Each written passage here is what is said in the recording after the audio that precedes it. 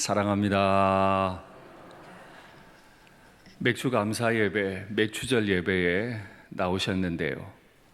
우리 하나님께서 우리 교회 지난 상반기 동안 어떤 은혜를 베푸셨습니까? 지난 90년간 베푸신 은혜를 돌아볼 수 있게 하셨고, 우리 자녀들에게 교회가 얼마나 아름다운 곳인지 보일 수 있도록 우리가 할 수 있는 노력을 해보았습니다. 또 수고하신 어른들께 감사하는 시간도 가졌습니다. 앞으로 우리 교회를 잘 이끌어 달라고 귀한 일꾼들도 세웠습니다. 우리 교회는 매 때가 하나님 앞에 감사하는 때지만 지난 상반기에 하나님의 도우심 따라 귀한 감사한 일들을 많이 했다고 생각합니다. 그런데 이 나라는 지금 현재 그렇지 않습니다. 우리는 우리 조상들 때문에 일제강점기, 6.25 가장 고통스러운 시간들을 지난 어른들을 통해 이렇게 좋은 나라를 받았는데 우리 다음 세대는 그렇게 될 수가 없습니다. 어제 세종로에서 열린 대통합국민대회에 교육자들과 함께 참여했고 장로님 가정 중에서도 오신 분들 계시던데, 그곳에 차별금지법, 학생인권조례, 가족법, 보건법, 말로만 들으면 아주 좋은 것인데 그 안에 있는 반성경적이고 역차별적이고 결과적으로 인간성을 다 무너뜨려버리는 그 악한 독소 조항들이 있는 법들에 대해 반대하기 위해 집회에 다녀왔습니다. 참 많은 분들이 모였어요. 15만 명이 모였습니다. 대단하죠? 그곳에서 하나님의 이름 부르며 기도하기도 하고 또 많은 행사를 가지기도 했습니다. 그런데 그 일만 있는 건 아니었어요. 우리가 있는 곳에서 바로 멀지 않은 을지로에서 동성애자들 또 동성애를 지지하는 차별금지법을 반드시 세워야 한다고 말하는 그들도 역시 15만 명이 모였습니다. 한국교회 전체에서 15만 명이 모였는데 동성애를 지지하는 사람들 그 소수의 인원이 15만 명이 모였어요.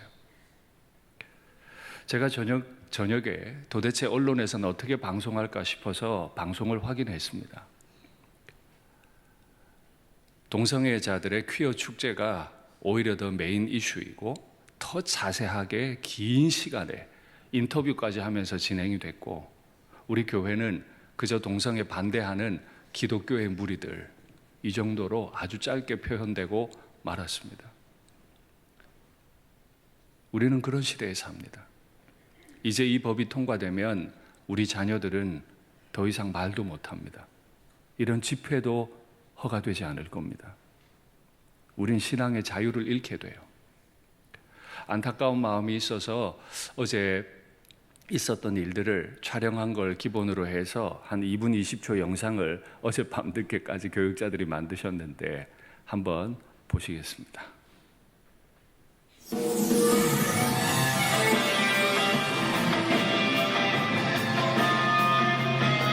샬롬 대한민국!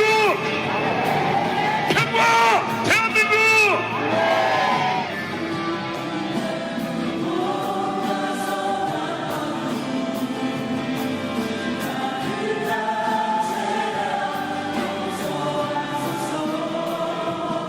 그리고 우리나라에는 현재 학생인권조례가 전국에 6군데 만들어져 있는데 6군데 전부 다 성적 지향 차별 금지가 들어있습니다. 그래서 학교에서 동성애 옹호 교육을 시켜도 우리가 막을 수가 없는 거예요. 정말 우리 이 학생인권조례를 하루밖에 없애야 돼요.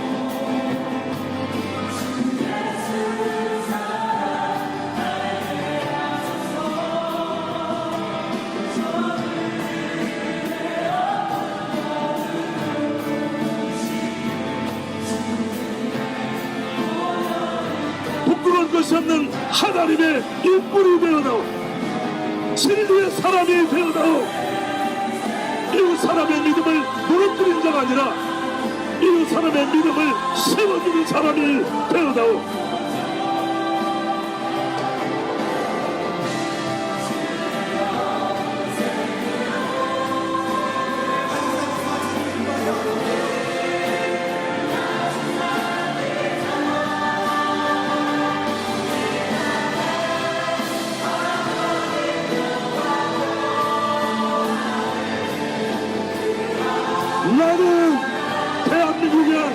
거룩한 반파제입니다. 나는 대한민국의 거룩한 반파제입니다. 나는 대한민국의 거룩한 반파제입니다. 할렐루야! 할렐루야!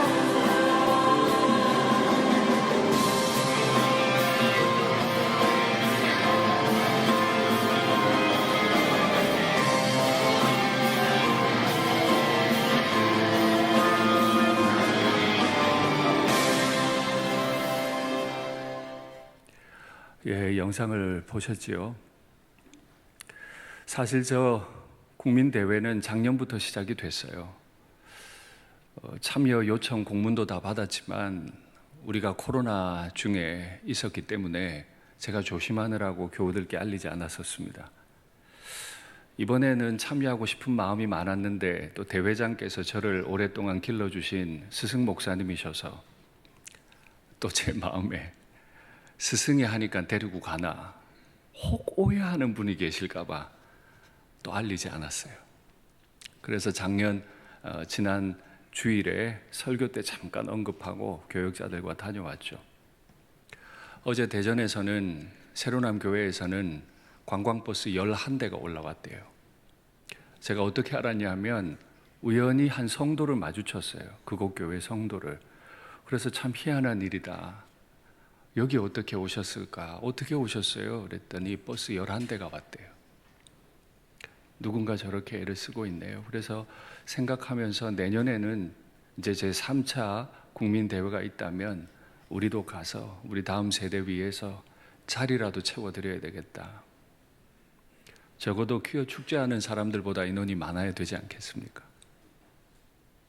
그래서 우리는 기껏 반대나 조금 하는 무리들로 치부되는 일은 없어야 되겠다. 이런 생각도 합니다. 우리는 이렇게 좋은 나라 물려받았는데 우리 다음 세대들이 가능할지 모르겠습니다.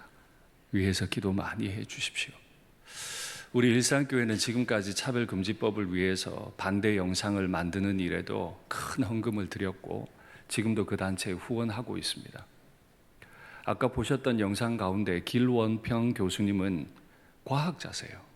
현직 교수님이세요. 자기 재정 다 쓰고 시간 쓰면서 국회 앞에서 삭발투쟁하고 계세요. 단식투쟁하세요.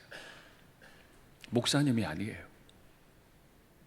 그런 분들에게 빚을 지고 있구나 하는 착잡한 마음이 어제 참 많았습니다. 여러분들께서도 가정에서 또 모인 자리에서 기도하셨을 줄로 압니다. 계속 기도해 주시고 우리 후손들에게 아름다운 나라, 아름다운 신앙을 잘 전할 수 있으면 좋겠습니다. 아멘. 저는 지난주에 앞선 본문의 말씀을 가지고 보좌에 앉아 있었지만 아내 눈치 보랴, 딸 눈치 보랴, 또 자신의 인생을 세워주기 위해 함께 초대했던 그 귀인들 눈치 보랴, 죽이고 싶지 않았지만 세례 요한을 죽일 수밖에 없었던 진짜 초라하게 살아가고 있는 한 왕에 대해 들었습니다. 초라하게 태어났지만 또 초라한 모습으로 죽으셨지만 우리를 구원해내신 하나님 나라의 왕 예수님 얘기도 들려드렸습니다. 오늘 그 사건 이후로 마태가 전혀 새로운 사건을 기록해 가는 것 같습니다. 그러나 사실 새로운 사건이 아닙니다. 예수께서 들으사 배를 타시고 떠나서 따로 빈들에 가시니. 예수께서 들으신 내용은 무엇일까요? 세례 요한이 죽었다 하는 소식입니다. 예수님은 왜 떠나셨을까요? 당신도 죽임을 당할까 싶어 두려워 떠나셨을까요? 아니면 슬프니까 마음 달래기 위해 우리가 차를 가지고 드라이브를 하듯 배를 가지고 크루즈를 하신 걸까요? 정확하게 왜 떠나셨는지 기록하지 않지만 그 떠나심의 결과를 보면 예수님이 떠나신 이유를 조금이라도 가늠해 볼 수 있을 것 같아요. 배를 타시고 따로 빈들에 아무도 없는 곳으로 주님은 가셨어요. 그런데 사람들이 그냥 두질 않습니다. 겨자씨와 누룩이 자신들의 인생을 바꾸어 버리는 걸 경험했던 무리들이 예수님을 그냥 두지 않고 거기까지 따라왔어요. 요단 서편에 계셨는데 배를 타시고 요단 동편으로 건너가셨습니다. 무리들이 다 따라왔습니다. 예수께서 빈들에 계시다가 다시 나가셔서 그들을 만나 주셨어요. 무리들을 보시고 크게 불쌍히 여기사 그 중에 있는 병자들을 고치시니라. 이게 헤롯 왕과 예수님 왕 두 분의 결정적인 차이인 거죠. 헤롯은 무리를 바라보더라도 누가 내게 도움이 되겠나? 누가 내 인생 도와주겠나? 누가 나를 즐겁게 하겠나? 누가 나를 왕의 자리를 지키는 데 도움이 되겠나? 거기에 관심이 있었습니다. 그러나 예수님은 빈들에 계시다가도 다시 나가셔서 무리를 만나시고 그들을 불쌍히 여기시고 고쳐주셨다. 우리는 이런 긍휼이 많으신, 사랑이 많으신, 늘 도우려 하시는 우리 예수님을 왕으로 삼고 있는 사람인 줄 믿습니다. 그렇게 예수님께서 다 고치는 시간이 됐는데 어느덧 시간이 너무 많이 늦어졌습니다. 그래서 제자들이 나와서 예수님께 아주 합리적인 말을 전합니다. 선생님, 여기는 빈들이요, 해가 저뭅니다. 이제 이 사람들을 보내서 마을에 가서 먹을 것을 사 먹게 하소서. 빈들이고 해가 저뭅니다. 아무것도 할 수 없는 시간이 되었다는 뜻입니다. 그러니까 빨리 보내서 이 사람들 먹게 하셔야죠. 예, 참 상황에 딱 들어맞는 말입니다. 합리적입니다. 그런데 예수님은 전혀 엉뚱한 대답을 하세요. 갈 것 없다. 너희가 먹을 것을 주라. 가진 게 있어야 주죠. 여기 빈들이라니까요. 제자들은 가진 것도 없지만 먹여야 될 대상이 성인 남자만 5,000명인데 어떻게 먹여요? 그런 제자들을 향해 너희가 먹을 것을 주라니요.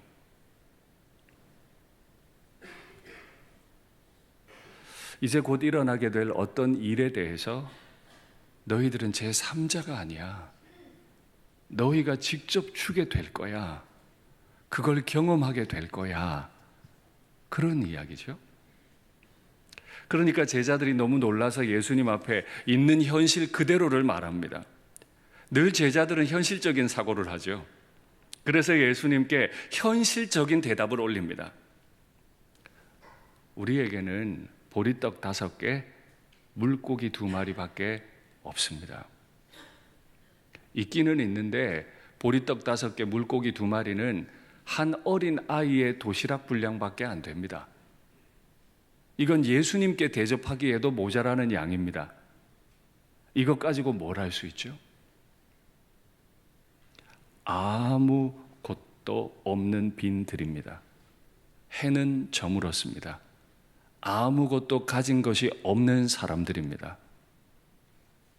그들은 무엇을 할 수 있을까요? 그때 예수님께서 떡과 물고기를 가지사 하늘을 우러러 축사하시고 아무것도 아닌 그걸 들고 아무것도 할 수 없는 공간에서 고개를 드십니다. 하늘을 바라보십니다. 이것이 헤롯 왕과 하나님 나라 왕의 결정적 차이입니다. 헤롯은 자기를 위해 늘 눈치 보며 살았죠. 비윤리적이라는 말을 들으면서까지 아내를 빼앗아 왔습니다. 그러나 결국 그 아내가 내미는 청구서에 고개 숙일 수밖에 없었습니다. 자신의 수양딸의 춤을 보고 그 청구서에 고개를 숙일 수밖에 없었어요. 자기의 왕권을 지켜달라고 초청했던 그 귀인들의 말을, 그 눈빛을 거절할 수 없었어요. 왜냐하면 헤롯은 사람들을 보고 있거든요. 아무것도 할 수 없는 공간과 시간에서 아무것도 아닌 작은 것 하나밖에 없는 하늘나라의 왕은 사람을 보지 않으시고 하늘을 우러러 보셨어요. 그리고는 축사하셨다. 간구하셨다가 아니라 축사하셨다. 하나님, 이거밖에 없는데 어떡하죠? 기적을 일으켜 주소서. 간구하셨다가 아니라 하나님, 이것밖에 없어도 다 먹이신다 하니 감사합니다. 축사하셨다. 그리고는 손에 있던 떡을 떼어서 나누어 주셨다고 기록하지 않습니다. 마태는 나누어진 과정을 설명을 하는데 예수님께서 손에 들린 5개의 떡을 떼십니다. 그리고 제자들에게 주시니 제자들이 무리들에게 나누어 주었다. 왜 마태는 이 상황을 상세히 기록했나요? 조금 전에 말씀드린 바와 같습니다. 너희가 먹을 것을 주라. 우리는 떡 5개, 물고기 2마리밖에 없습니다. 그런데 제자들의 손으로 5,000명이 먹고 남을 떡과 물고기를 다 나누었죠. 하나님 나라 왕은 이런 분이세요. 우리 손에 가진 거 하나도 없어도 하나님 나라가 어떤 곳인지 제3자가 아니라 그 영광스러운 자리에 우리를 초청하시고 우리가 아무것도 가진 것 없어도 그 일을 할 수 있게 도와주시는 분, 그분이 왕으로 계신 그 나라, 그 나라가 천국, 그 나라가 하나님의 나라임을 믿습니다. 그렇게 다 나누었더니 여러분 잘 아시는 대로 남은 떡과 물고기가 12광주리에 차게 남았다. 하나님의 은혜는 모자라는 법이 없습니다. 주님 앞에 서면 그 은혜가 모자라는 법이 없습니다. 물론 그들이 이 베세다 광야에서 이제 자기 집으로 돌아가고 나면 여전히 그들은 무지렁이일 겁니다. 로마의 억압이 있을 겁니다. 먹고 살아가는 일이 결코 만만치 않을 겁니다. 또다시 어려운 삶을 경험하게 될 겁니다. 그러나 그날 그 떡을 먹은 때와 먹기 전은 완전히 다른 하나가 있죠. 하나님 나라를 경험했다는 겁니다. 그 떡을 먹어보았다는 겁니다. 고달픈 삶의 현장으로 가더라도 예수님처럼 그 모자라는 것 들고 하나님 바라볼 수 있고 기도할 수 있고, 그래서 날마다 넘치게 채우시는 차고 넘치는 은혜를 경험할 수 있는 줄 믿습니다. 아마 우리 가운데 그런 분들도 많이 계시죠. 예배 드릴 때는 예수님 얘기 들어서 너무 좋은데 돌아가자마자 믿지 않는 가족들 바라보고 있으면 마음이 아파요. 숨막히는 경제적인 현실들, 아무리 이래로 늘어나는 게 빚밖에 없어요. 가족들 중에 누가 아픈 분이 계세요? 이 현실들은 어디 가질 않아요. 우리가 다시 그 현실로 돌아가지만 오늘 이 맥주절 예배를 통해서 날마다 모두를 다 배불리 먹이시고도 남겨주시는 그 주의 은혜를 확신하고 가정으로 일터로 삶의 자리로 돌아가시고 그 자리에서도 여전히 역사하시고 영광을 나타내실 우리 예수님을 경험하면 좋겠습니다. 그러면 우리는 어떤 맥주절을 보내면 좋을까요? 사실 오늘 이 본문은 맥주절과 아주 긴밀한 관계가 되어 있는 것처럼 보입니다. 맥주절은 유월절로부터 7일에 7주간이 지났기 때문에 별명이 77절입니다. 또 그 다음 날에 열렸기 때문에 50일이 되었다고 오순절이라고도 합니다. 그리고 그 맥추절은 1년 농사 가운데 첫 번째 열매를 거둔다는 이유로 초실절이라고 하는 별명도 있습니다. 한마디로 기분 좋은 날이에요. 농사한 거 다 거뒀잖아요. 6월절 그걸 다시 경험하는 날이잖아요. 그런데 이 맥추절은 단지 그것만으로 좋은 게 아니에요. 하나님께서 아주 특별한 제사를 지내게 하셨는데 말씀 한번 확인하시죠. 너희의 처소에서 10분의 2 에바로 만든 떡 2개를 가져다가 흔들지니 이는 고운 가루에 누룩을 넣어서 구운 것이요 이는 첫 요제로 여호와께 드리는 것이며, 이게 초실절 제사 방법입니다. 성경에서 우리는 계속해서 누룩을 좋은 것으로 이해를 하고 있잖아요. 누룩에 부풀리는 성질. 그러나 성경 많은 부분에서 누룩이 보여주는 좋지 않은 성질도 얘기합니다. 그건 상하게 한다는 거죠. 부패하게 만든다는 거죠. 그래서 윤리적으로 타락한 사람을 비유할 때 누룩 이렇게 표현합니다. 바리새인들을 보고 누룩이라 표현하신 때도 있어요. 그러니까 거룩하신 하나님 아버지 앞에 예배 드릴 때는 원래 누룩을 넣지 않고 예배를 드려야 돼요. 50일 전 6월절 때 누룩을 넣지 않는 무교병으로 하나님 앞에서 먹고 제사를 지냈잖아요. 근데 50일이 지나니까 누룩을 넣어서 빵을 맛있게 막 부풀리라는 거예요. 거룩하신 분, 누룩이 없으신 분 앞에서 누룩을 막 넣은 떡으로 제사를 지내래요. 되게 신기하죠? 근데 거기서 끝나는 게 아니에요. 흔들어라, 요제로 드려라. 요제는 흔들어 드리는 제사인데 제물을 딱 제사장이 높이 들고 흔들어요. 이 흔드는 의미는 뭘까요? 하나님이 흔드시는 거예요. 우리가 누룩 넣은 빵을 하나님 앞에 올리면 하나님이 막 흔들어서 그의 백성들에게 돌려주시는 거예요. 맛없는 누룩이 들어가지 않은 빵을 먹고 살아야 하는 우리들에게 하나님 나라의 왕께서 맛있는 빵을 가져와 봐. 막 흔들어서 흔들고 누르어서 넘치도록 채워주실 거다. 그게 맥추절이에요. 그게 초실절이에요.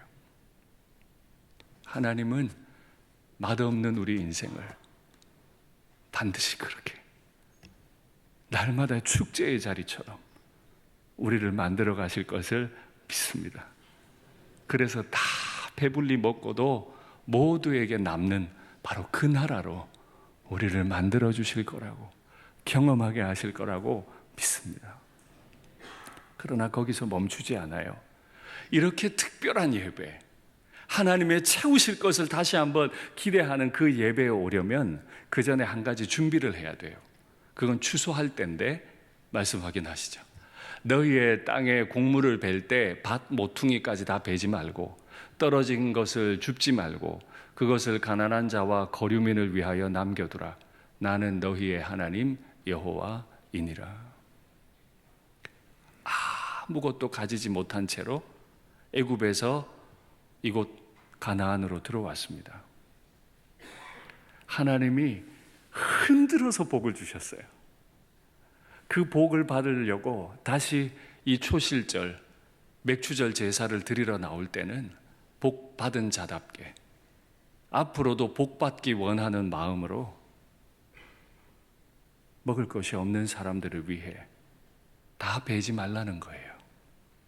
내 땅에 내가 수고해서 씨앗을 뿌렸고 내가 농사 열심히 지은 내 거지만은 내 거 아닌 것처럼 필요한 것만 거두고 가지지 못한 사람을 위해 다 남겨두는 것. 그래야 예배당에 올 수 있다. 더 가지려고 하면서 예배당에 올 필요 없어요. 형제들 마음 아프게 하면서 예배당에 올 필요 없어요. 가지지 못해서 홀로 신앙생활을 하기 때문에, 재정의 어려움 때문에, 건강의 어려움 때문에, 영적이고 정신적인 어려움 때문에 고통당하는 그들을 향한 긍휼한 마음 없이는 우리의 축제가 무슨 의미가 있겠습니까? 하나님은 우리에게 반드시 이 차고 넘치는 축제를 주실 겁니다. 그걸 믿기 때문에 우리는 마음이 궁핍하고 마음이 힘들고 실제로 힘든 그분들에게도 흔들어 베푸는 은혜를, 남겨두는 은혜를 베푸는 우리의 삶이 되면 좋겠습니다. 그렇게 우리는 예배를 드려 가야 할 텐데, 예수님께서 요단 동편에서 그 무리들, 예수님을 끝까지 찾아 나온 무리들을 만나시고 불쌍히 여기시고 병자들을 고치신 이후에 다시 요단 서편 가버나움으로 떠나가십니다. 그런데 그 무리들도 열심히 만만찮아요. 예수님을 또 따라서 가버나움까지 따라왔습니다. 방금 전에 예수님께서 무리를 보시고 불쌍히 여기셨다고 했는데, 바로 그 사람들, 예수님의 떡을 떼어주시는 걸 놀랍게 받아 먹고 잔치를 누렸던 그 사람들, 넘치는 은혜를 받았던 그 사람들이 예수님 앞에 따라 나오자 가버나움에서는 전혀 다른 말을, 반대되는 것 같은 말을 전해버리십니다. 무서운 말이었죠. 요한은 그 상황을 우리에게 전하는데 말씀 확인하시죠. 예수께서 대답하여 이르시되 내가 진실로 진실로 너희에게 이르노니 너희가 나를 찾는 것은 표적을 본 까닭이 아니요 하나님 나라가 임했다고 하는 표적을 보았기 때문에 지금까지 날 따라다니는 게 아니고, 방금 전 저 강 건너에서 너희가 떡 먹고 배가 불렀기 때문이야. 이제 돌아가면 또 배고플 테니까 예수님 따라가면 이 떡을 또 주겠지, 또 떡 주겠지. 배부른 까닭이라. 썩을 양식 위에 좀 다니지 마. 날 따라다닐 때 썩은 양식 얻으려고 따라다니지 마. 영생하도록 있는 양식을 위하여 해라. 이 양식은 인자가 너희에게 주리니, 이 양식은 인자 예수님께서 주실 텐데, 인자는 하나님께서 인치신 자다. 하나님 아버지가 인자이신 예수님을 이 땅에 보낼 때 바로 이것 때문에 보냈다는 거예요. 썩을 양식 채워주려고, 떡이나 실컷 먹어보라고. 그거 하려고 예수님이 이 땅에 오신 게 아니고, 일하는데, 떡 먹는 건 매우 중요한 생존의 문제이긴 한데 그걸 위해 열심 내지 말고 전혀 다른 것 위해 영생하도록 있는 양식 먹어야 할 게 아니냐. 예수님은 무엇을 위해 열심을 내셨을까요? 말씀 확인하시죠. 예수께서 대답하여 이르시되 하나님께서 보내신 이를 믿는 것이 하나님의 일이니라 하시니. 우리 교회에서 일 많이 하죠. 우리가 어떤 일을 하는 것보다 더 고귀하고 더 본질적이고 모두가 반드시 해야 할 일은 예수님을 하나님이 보내신 구세주로, 우리의 왕으로, 우리의 주인으로 믿는 것입니다.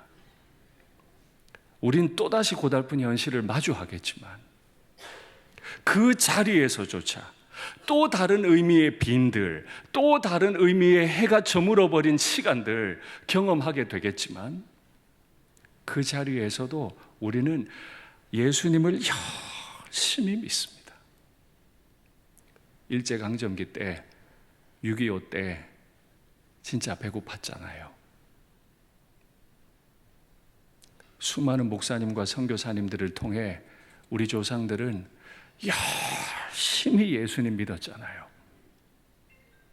지금 우리나라 참 먹고 살기 좋은 나라가 되었습니다. 그런데 지금 우리 후손들 열심히 예수님 믿고 있습니까? 다르죠. 다르죠. 인구가 절벽이니 숫자가 줄겠죠. 과연 그래요? 아니요. 정말 우리는 생각해야 합니다. 우리 조상들은 궁핍한 가운데서도 주님 잘 믿고 좋은 나라 우리에게 주었는데, 과연 우리는 우리 후손들에게 어떤 나라 물려줄 겁니까? 다르잖아요. 이 맥주절 예배에 나오신 우리 모두 예수님 잘 믿는 성도 되길 바랍니다. 예수님 잘 믿도록 다음 세대를 만들어주고 그 환경을 만들어주는 그런 믿음의 선배들이 다 되면 좋겠습니다. 그러면 예수님을 믿는다는 것, 맥주절에 이 누룩이 들어간 빵, 너무너무 맛있는 이 빵을 하늘로부터 쏟아부어 주실 텐데 그걸 마음껏 먹는다는 게 어떤 의미일까요? 말씀 확인하시죠. 내가 곧 생명의 떡이니라. 강 건너편에서 내가 떡을 떼서 너희 줬지. 사실 그 떡이 나야. 너희 조상들은 광야에서 만나를 먹었어도 죽었거니와 이는 하늘에서 내려오는 떡이었다. 맞아. 사람으로 하여금 먹고 죽지 아니하게 하는 것이었다. 맞아.